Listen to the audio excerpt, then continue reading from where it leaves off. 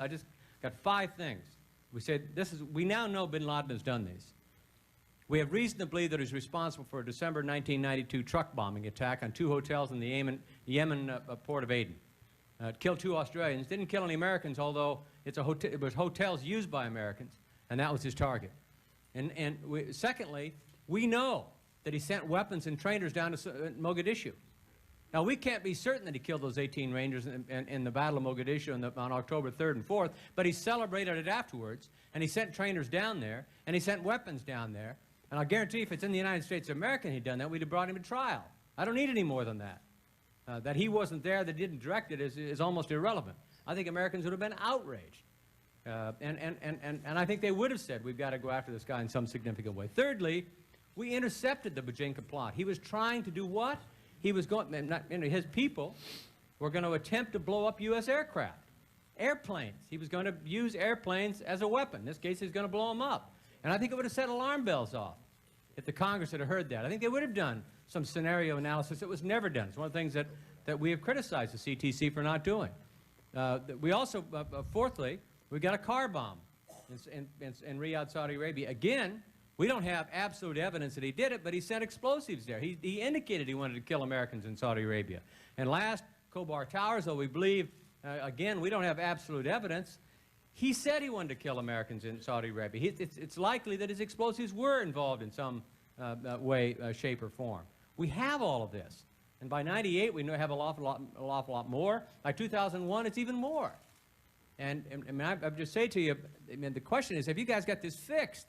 I mean, if you got it to a point where you could process all this stuff, as I said earlier, we'd have been better off sending Mr. Fitzgerald down to brief the President in Crawford, Texas on the 6th of August. His details and his information was a lot more coherent and persuasive and understandable than what the CIA delivered. In the days following the September 11 attacks, the FBI received additional photographs from the surveillance of the Malaysia meeting. One of these, the FBI quickly learned, was a photograph of Khalid, also known as Walid bin Attash. The Bureau also learned that the January 2001 photo identification of Khalid by the joint FBI-CIA asset had been mistaken.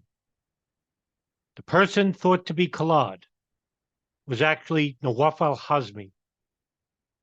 The conclusion that Khalid had attended the Malaysia meeting was nonetheless correct. Later, in September, the FBI prepared an analysis of bin Laden's responsibility for the September 11 attacks to help the State Department develop a white paper that could be shared with foreign governments.